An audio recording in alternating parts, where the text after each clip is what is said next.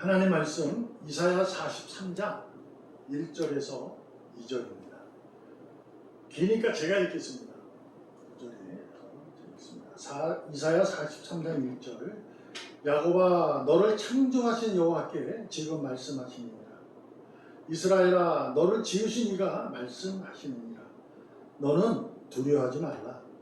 내가 너를 구속하였고 내가 너를 지명하여 불렀나니 너는 내 것이라. 네가 물 가운데로 지날 때에 내가 너와 함께 할 것이라. 강을 건널 때에 물이 너를 침몰하지 못할 것이며 네가 불 가운데로 지날 때에 타지도 아니할 것이요 불꽃이 너를 사르지도 못하리니. 아멘.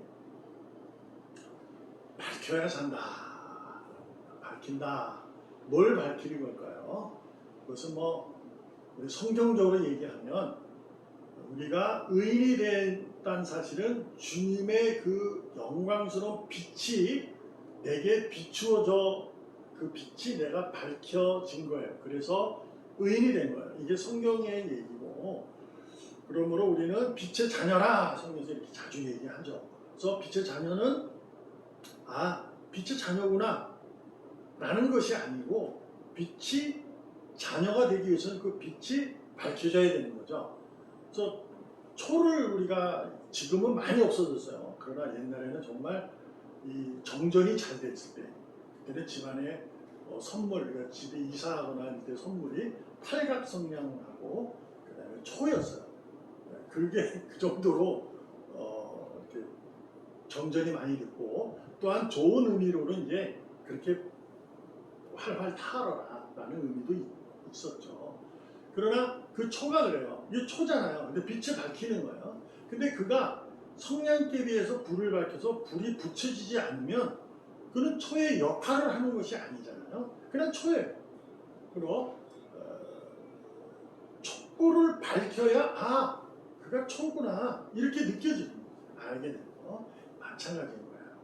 우리가 주님의 빛을 받아 교회를 다니는 사람, 예수를 믿는 사람, 세상 그리스도인이라고 이렇게 정해지면 그 자체로 나 감사합니다 라고 하는 것도 중요하지만 거기서 내 삶에서 감사하는 그 빛이 밝혀져야 세상에서 보고 저 사람이 교회 다니는 사람이구나, 예수 믿는 사람이구나, 그리스도인이구나 이렇게 안다.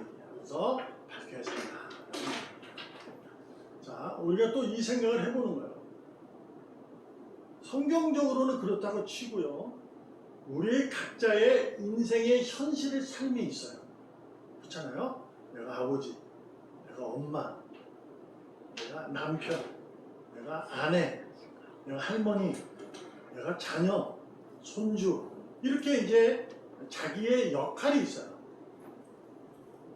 그것은 있잖아요, 아내와 남편이 된다는 것은 결혼이라는 것을 하게 되면 저 사람은 남편이고 이 사람은 아내야, 저 사람은 신랑이고 저 사람은 신부야, 이렇게 정해지는 거예요.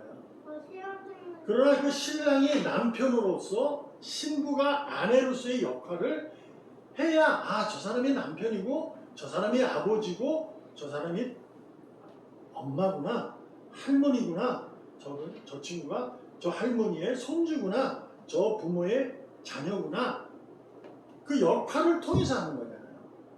그 빛을 밝혀야 돼요. 어떤 얘기가 많아요? 잘못될 때. 너는 호로자식이구나 이런 얘기하는 건 뭐예요? 부모님이 한테 너가 잘못 배웠다 이런 얘기예요. 아주 나쁜 얘기거든요. 호로자식이라는 말이 가장 치욕스러운 말이에요. 부모는 자녀에게 거울이에요. 자녀가 어릴 적에 태어나서 보고 배우는 것은 부모예요.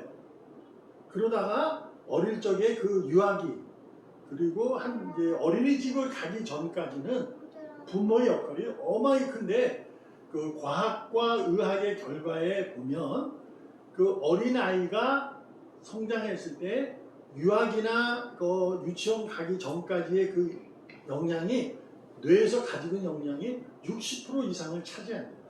그러니까 그때 형성이 되는 거예요. 그래서 부모는 자녀에게 큰 역할이 되는 거예요. 그리고 이 아이가 유치원을 다니고 이제 학교를 다녀도 그 아이에게는 늘 부모가 그들에게 그늘이 돼요. 그래서 부모만 계시면 용기가 생겨요. 친구들하고 있다가도 좀 이렇게 주눅 들어다도 우리 부모가 딱 보이면 갑자기 어깨를 펴요. 그때는 그래요. 근데 언제부터 부모가 아니고 언제냐?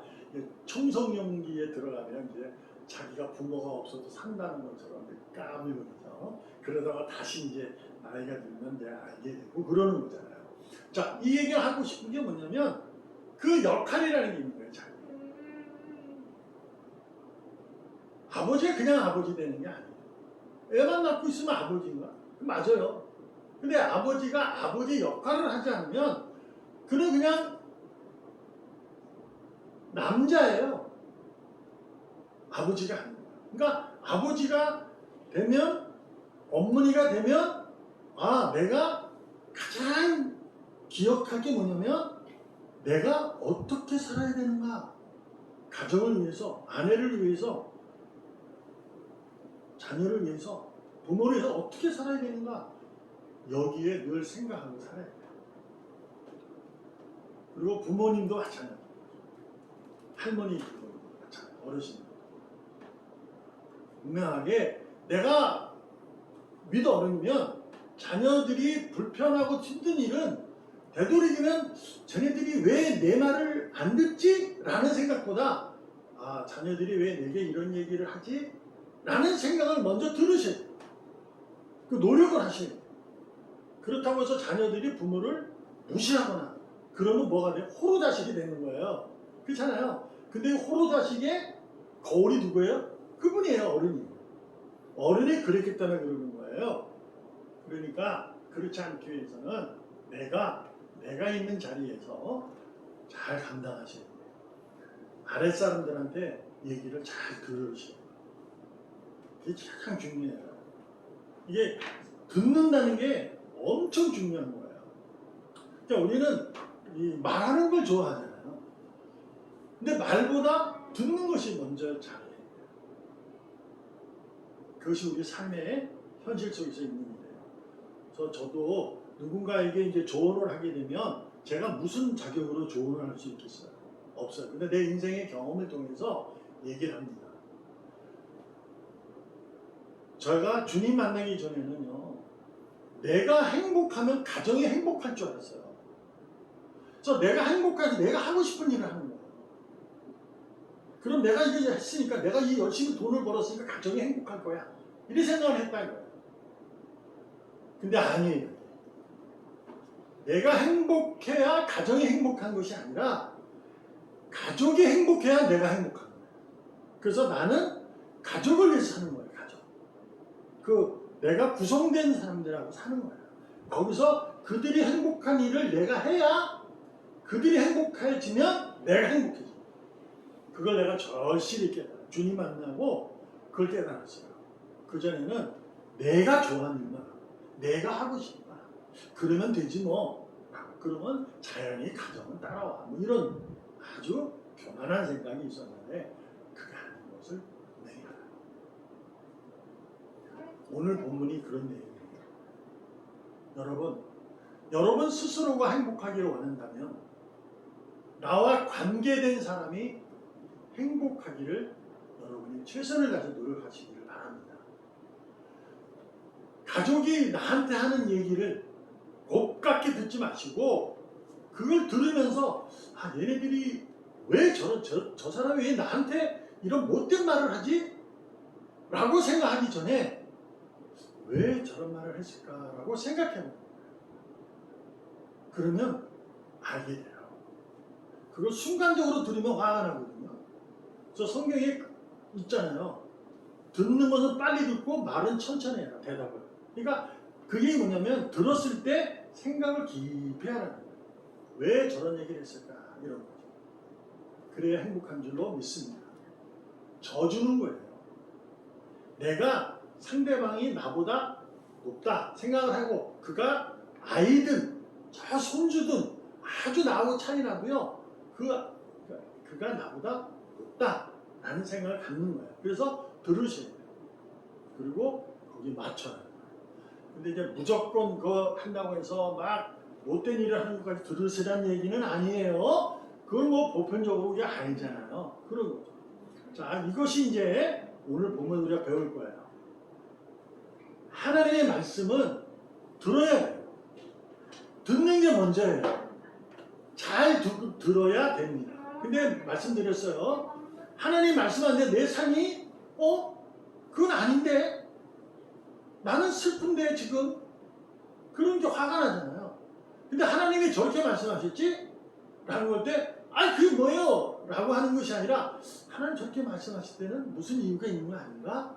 라고 생각을 해보는 거예요. 그게 묵상이에요.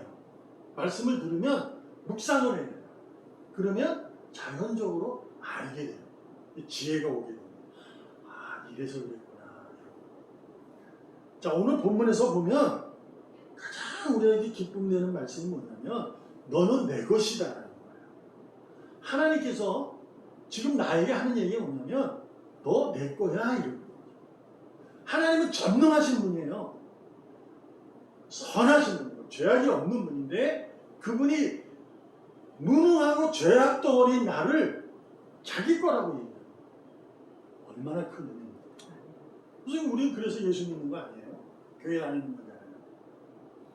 그런데 이것은 알아요. 그런데 두 번째가 잘 안 돼요. 이제 하나님 뭐라고 했냐면 네가 물가에 갔거든. 물 가운데로 가야 돼. 근데 너가 침몰하지 않아. 환장하는 거예요. 네가 불 나는 데를 가고 있는데 불이 너를 태우지 않아. 이런 얘기 하시는 거죠. 환장하는 거예요. 근데 이 삶 속에서 내가 들어보면 나는 지금 물 속에 들어가는 숨을 못 쉬고 막 이런 상황이 답답하고 이런 상황이 온 거예요. 근데 하나님 뭐라고 그래요? 숨을 못 쉬고 있는 나에게 물 속에 있는 나에게 물이 너를 침몰하지 못해. 두려워하지 마라. 왜? 너는 내 것이거든. 이게 이해가 안 되는 거지. 이래서 신앙이 갖기가 어려운 거예요. 이 말씀이 들려요? 자, 들렸어요? 근데 내 삶을 보면 아니거든. 그래서 하나님 뭐라고? 웃기지 마시오. 내가 지금 물속에서 숨을 못 쉬고 있는데 내가 불에 타서 지금 막 화상 입고 막 아파 죽겠는데 말도 안 되는 소리 하지 마세요. 즉각적으로 답을 하게 되잖아요. 근데 하나님이 이렇게 말씀하실 때 가만히 듣고 자신을 돌아보는 거예요. 돌아보는 거예요. 이해해 봅시다. 우리 솔직히 말하면 성경에 물속에 불속에 있었던 자를 건져내서 아무도 머리카락 타지 않았다는 얘기를 우리 믿지 않나요? 근데 실제 우리가 불속에 들어가면 안 타요. 완전히 막 타서 화상이 너무 크게 그럼 죽어요. 그게 현실이잖아. 하나님 말씀이 안 믿어집니다. 이 말씀을 이렇게까지 하셨을까라는 것에 대해서는 하나님이 우리를 너무나도 사랑한다는 얘기를 하고 계십니다. 그러므로 묵상을 하실 때 가만히 생각해 보세요. 어떤 의미로 이해되는 거냐면 하나님은 전능하신데 무능한 나를 오늘도 사랑하고 있다. 그 말씀이에요. 내가 숨을 못 쉬고 있는데도 너는 내가 사랑해. 걱정한다. 내가 불이 타서 몸이 아픈데도 사랑해. 그 얘기하고 있어요. 우리는 하나님의 사랑, 하나님의 은혜를 물속에서 건진받고 불속에서 나와야만이 그게 은혜고 사랑이라고 생각을 해요. 아니라니까. 늘 말씀드리잖아. 내가 불속에 있어도 하나님의 은혜예요. 그게. 내가 불속에 있어도 내가 막 타고 들어가고 막 아파도 은혜라고요. 이해 안 되잖아요. 그게 은혜예요. 그게 하나님의 방법이에요. 그거를 깨달아야 빛을 밝힐 수 있어요. 이걸 모르면 전혀 교회 다니는 사람뿐이 안 돼요. 교회가 될 수 없어요. 내가 좀 숨을 못 쉬어요. 근데 가만히 하나님께서 너는 내 것이야 생각해봐. 그러면 무슨 생각이 들어요? 아, 그거 하지 말랬는데 내가 했구나. 이걸 알게 된다니까.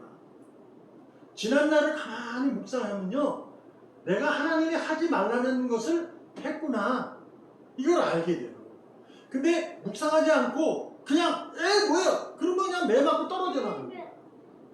근데 우리가 알잖아요. 야단을 쳐요. 부모가 자녀의 야단 치면 자녀는 이해가 안 돼요. 뭐 하는 거야? 저 아버지가, 저 엄마가 왜 그래? 그렇지만 그 아이가 엄마한테 아빠한테 야단을 맞고 가만히 생각하면 아, 내가 뭔가 잘못했구나. 아, 이것이 잘못한구나. 알잖아. 그래서 그 다음부터 어떻게 해요? 그 잘못을 안 하려고 노력하잖아요. 이것이 하나님의 계획이라는 거예요. 삶 자체 전부가 하나님의 은혜고 그분이 사랑하는 손길이. 그러니까 내가 그런 일을 겪었는데도 나를 숨을 못 쉬게 해. 하나님 아니야, 이게 아니고 숨을 못 쉬게 했는데도 사랑한다고 했으니 그 가운데서 깨달음을 얻는다는 거예요. 바벨론의 아수리 포로가 되고 그들이 그런 억압을 당할 때, 슬픔을 당하고 아픔을 당할 때도 하나님은 늘 은혜라고 얘기했어요. 근데 그들은 웃기지 말라는 거죠. 당신이 하나님이라면 우리를 이스라엘로 돌려달라고 하는 거예요. 하나님은 아니에요. 그 속에 있으라는 거예요. 몇 년을 있어야 되는 거예요. 하나님이 정하신 때가 있는 거예요. 왜? 그때가 되어도 못 깨달으니까. 깨달을 때까지 있는 거예요. 그게 은혜라는 거죠. 우리가 신앙인이라면요, 내가 정말 하나님의 은혜라는 사실을 깨달은다면 은혜에 걸맞은 삶을 살아야 돼요. 빛을 밝히는 건데 그게 뭐냐? 말씀을 듣고 묵상하여 실수와 잘못이 있는 삶을 살아가는 것은 무능하고 연약하기 때문에 있는 일이에요.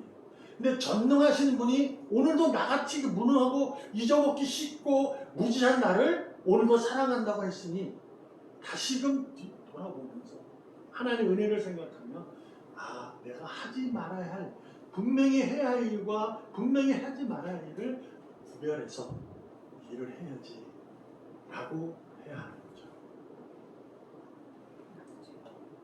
마태복음 7장 22절 23절에 보면 이런 말씀이 있어요. 그날에 많은 사람이 나더러, 주님이 하신 말씀이에요. 내게 주여 주여 우리가 당신의 이름으로 선지자 노릇하고 당신의 이름으로 귀신을 쫓아냈고 당신의 이름으로 많은 권능을 행했습니다. 왜 몰라줘요? 이렇게. 이게 무슨 얘기예요? 아니 주님, 나 교회 열심히 다녔어요. 나 진짜 주님이 뜻대로, 주님이 하시는 대로 다 했어요 라고 하는 거죠. 근데 23절에 주님이 뭐라고 하나요? 그때 내가, 주님께서 그렇게 말하는 나더러 주여 주여 하는 자에게 밝히 말한다, 정확하게 말한다. 이게 나는 너를 도무지 모른다, 아예 모른다는 얘기예요. 불법을 행했다. 불법이 뭐죠? 법 아닌 거잖아요. 하나님의 법이 있어요. 하나님의 법이 뭐예요? 해야 될 거, 하지 말아야 할 것이 있어요. 근데 그것을 거꾸로 하는 거지. 그게 불법이에요. 그걸 행했다는 거죠. 그런 자는 내게서 떠나라. 가라. 어디로? 지옥으로. 이렇게 하는 거예요. 그러니까 우리가 삶 속에서도 마찬가지 아니에요? 우리 삶 속에서도. 내가 아버지로서, 엄마로서, 아들로서, 딸로서, 할머니, 할아버지로서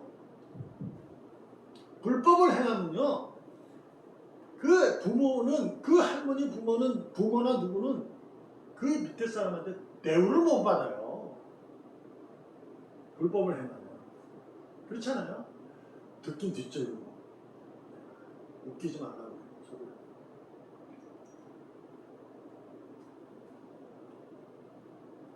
반드시 내가 해야 할 일이 있어요. 처한 상황. 자, 오늘은 그럼 건강에 대해서 우리가 지금 권사님도 지금 정명 원사님이 저는 장염 걸려가지고 입원한다는 얘기 처음, 어른이 애들이 장염 걸려 입원하는 경우는 있더라고요. 그거는 맞고, 장염 걸려서 입원했다는 사람은 성인들 중에도 어느 정도 들었지만 그래도 나는 장염인데 입원을 해요. 건강해야 돼. 지금 제가 정윤 원사님을 빗대서 얘기하는 건 절대 아니에요. 어떤 의미를 얘기하냐면 건강해야 병원을 덜 가잖아요. 그리고 건강하려면 병원에 가잖아요. 그렇잖아요. 그래서 의사에게 처방을 받는 거예요. 그렇잖아요. 그 처방을 받으면 받은 대로 사는 거예요. 자, 신앙에 문제가 있어요. 그러면 신앙에 문제가 안 생기려면 신앙이 바뀌어 살면 돼요. 근데 살다 보면 현실은 실수와 고난의 연속이에요. 그러면 어떻게 돼요? 하나님께 가는 거죠. 하나님 가면 의사한테 가면 하나님이 처방을 내려요. 말씀을 하세요. 그거 듣고 그 살면 되는 거예요. 그렇지 않아요? 근데 의사가 처방한 대로 하나님이 말씀하신 대로 하는 것을 하다가 불법을 행하면 아프죠. 떨어지죠. 똑같잖아요.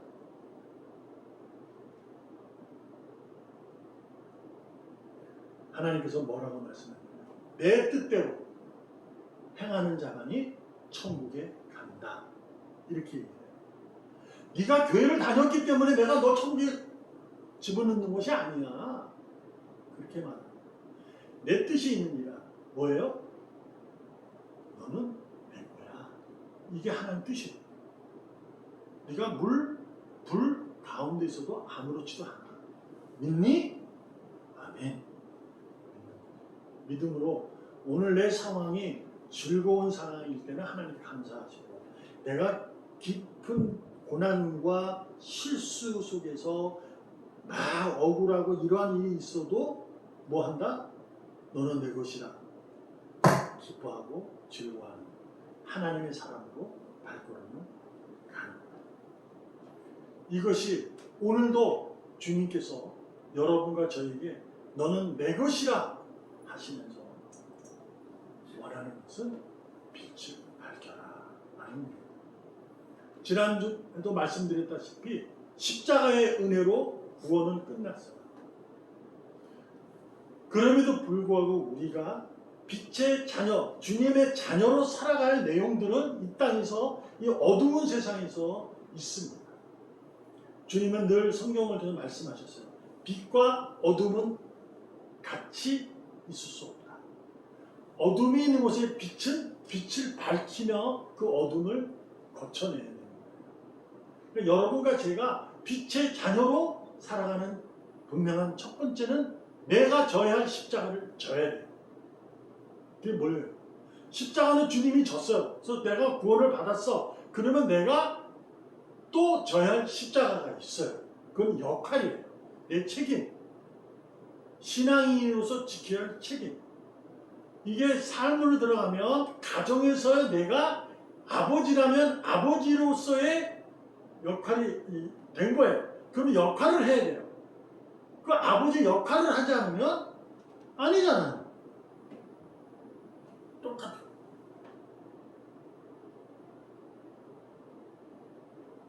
여러분이 져야 할 멍에가 있어요. 하늘나라에서 쫓겨나면서 에덴 동산에 쫓겨나면서 주님께서 그리스도의 가죽옷을 입히시고 너는 내 거야. 내가 너를 끝까지 구원할 거야. 그러나 쫓아내시고 말씀하셨어요. 남자는 땀을 갈고 노력하는 이마에 땀을 흘려야 돼요. 그래야 됩니다. 라고 역할을 줬어요. 근데 그 다음이 더 중요해요.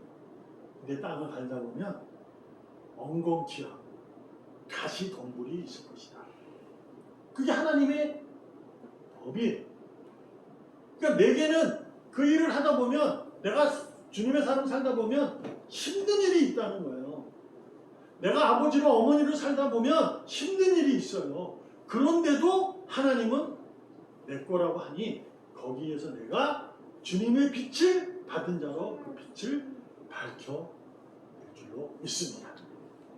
그러므로 빛을 밝히는 것은 말이 아니고 지식이 아니라 헌신입니다.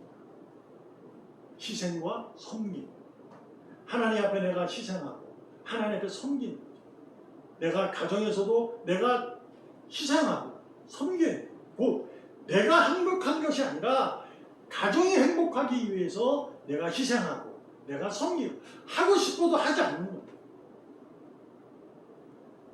그래야만이 되는 거예요. 아주 작은 일이라도 여러분 최선을 다해서, 큰 일만 내가 잘하면 된다고 생각하지만, 큰 가지만 잘 치면 된다고 생각하지 마시고, 아주 작은 것까지도 내가 잘 감당하시고, 그래 하나님 뭐라고 해요? 착하고 충성된 종아, 나와 함께 자리에서 먹고 마시자 라고 할 줄로 믿습니다. 여러분, 여러분의 삶이 힘든 줄 압니다. 저도 마찬가지예요. 우리 교회 현실도 마찬가지예요. 여러분의 가정의 현실도 마찬가지입니다. 그러나 아시길 원하는 것은, 그 현실이 억울하고 힘든 일로 이 생각을 자꾸 부정적으로만 생각하면요, 계속 불만 터져요. 근데 이것을 잘 내가 속으로 잘 이렇게 성령하고 잘 다스려서 좋은 부분, 좋은 느낌, 좋은 기분으로 주님의 빛을 밝히자. 주님이 십자가에서 죽는 것은 아주 부정적인 거잖아요. 그렇죠? 주님이 십자가 죽는다? 이거는 세상이 말하잖아. 저건 죽는 건 말이 안 돼. 미련한 이거야. 이렇게 하지만 우리는 그것이 의롭다 했잖아요. 그러니까 우리가 그런 거야. 우리의 삶에, 내 삶이 힘들고 어려워도 이거 하면 자꾸 힘들지? 이러지 마시고, 힘든 가운데서 내가 좋은 부분을 찾아내고 좋은 생각을 하고 좋은 이미지로 내가 자꾸 밝혀나간다면, 내가 속한 모든 것이 주님의 빛이 밝혀져서 그곳은 어둠이 없어 행복할 줄로 믿습니다.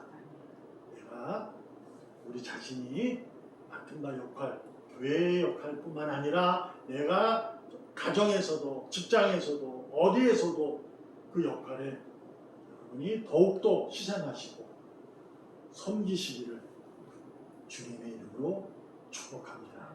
반드시 내일은 환한 빛이 밝혀 행복할 줄로 믿습니다. 기도하겠습니다. 살아계시는 하나님 아버지, 감사합니다. 오늘도 주님의 빛을 확실하게 밝히며 살아가기를 소망합니다. 복되게 하여 주시고, 능력 있게 하여 주시고, 희생하게 하여 주시고, 섬김을 다하도록 복되게 하여 주시옵소서. 오늘도 하나님의 뜻대로 행하는, 불법이 아니라 하나님의 뜻을 행하는 하나님의 자녀로 승리하게 하여 주시옵소서. 살아계신 예수님의 이름으로 감사하며 기도합니다. 아멘. 아멘.